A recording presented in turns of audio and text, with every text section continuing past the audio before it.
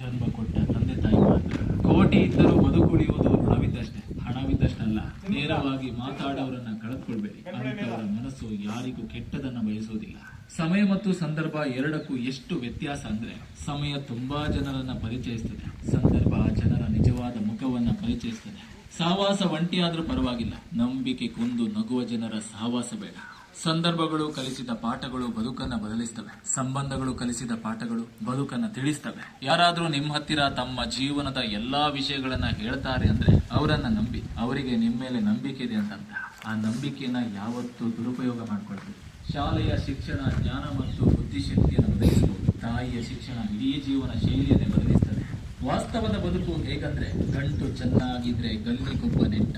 ಭೂಮಿಗೆ ಭಾರ ಆದ್ರೂ ಪರವಾಗಿಲ್ಲ, ಆದ್ರೆ ಬೇರೆಯವರ ಮನಸ್ಸಿಗೆ ಎಂದೂ ಭಾರ ಆಗಬಾರ್ದು. ಮನಸ್ಸೊಳಗೆ 1000 ಸಮಸ್ಯೆಗಳು ಸವಾಲುಗಳಿದ್ದರೂ ಮುಖದ ಮೇಲಿನ ಒಂದು ನಗು ಬದುಕನ್ನ ತುಸು ಮಟ್ಟಿಗಾದರೂ ಸುಂದರಗೊಳಿಸ್ತದೆ. ನಾವು ಯಾರಿಗೆ ಒಳ್ಳೆಯದನ್ನು ಬಯಸ್ತೀವೋ ಅವರೇ ನಮ್ಮನ್ನ ಕೆಟ್ಟವರನ್ನಾಗಿ ನೋಡ್ತಾರೆ. ದೇವ್ರೆ, ನಮಗಿಂತ ಅವರನ್ನೇ ಚೆನ್ನಾಗಿ ತಡವಾಗಿ ಆದ್ರೂ ಸರಿ ನಮ್ಮವರಂತೆ ನಟಿಸುವ ಎಲ್ಲರ ನಿಜವಾದ ಮುಖಗಳು ಸಮಯ ಕಳೆದಂತೆ ನಮ್ಮ ಅರಿವಿಗೆ ಬಂದೇ ಬರುತ್ತೆ.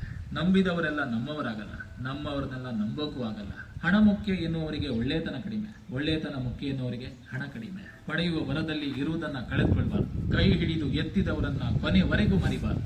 ಅವಶ್ಯಕತೆ ಮುಗಿದ ಮೇಲೆ ಎಲ್ಲವೂ ಭಾರವಯ್ಯ.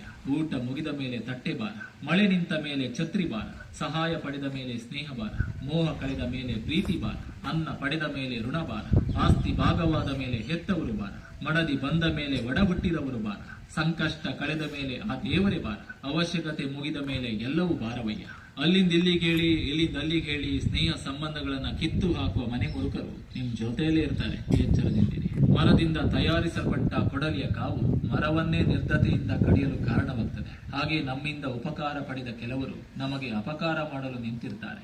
ಬಡವನಾಗಿ ಹುಟ್ಟುವುದು ತಪ್ಪಲ್ಲ, ಬಡತನವೇ ಹೆದರಿ ಓಡಿ ಹೋಗುವಂತೆ ದುಡಿಬೇಕು. ಪ್ರತಿ ಬೆವರಿನ ಹನಿಗೂ ಪ್ರತಿಫಲವನ್ನ ಪರಮಾತ್ಮ ಕೊಟ್ಟೇ ಕೊಡ್ತಾನೆ. ನಿಮ್ಮ ಸಮಸ್ಯೆಗಳನ್ನು ಸಂಬಂಧಿಕರಲ್ಲಿ ಹೇಳಿಕೊಳ್ಬೇಡಿ, ಯಾಕಂದ್ರೆ ಅನುಕಂಪ ತೋರುವುದಕ್ಕಿಂತ ಮತ್ತೊಬ್ಬರಿಗೆ ಹೇಳಿಕೊಂಡು ನಗುವವರೇ ಹೆಚ್ಚು.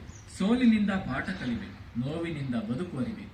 ನನ್ನನ್ನು ನಂಬಿದವರನ್ನ ನಾನು ಮೋಸ ಮಾಡುವುದಿಲ್ಲ, ನನ್ನನ್ನು ಮೋಸ ಮಾಡಿದವರನ್ನ ಮತ್ತೆ ಜೀವನದಲ್ಲಿ ಎಂದಿಗೂ ನಂಬುವುದಿಲ್ಲ. ಇದೇ ನನ್ನ ವ್ಯಕ್ತಿತ್ವ. ಅವಕಾಶ ಇದೆ ಅಂತ ಹೇಳಿ ಅವಮಾನ ಮಾಡಬೇಡ.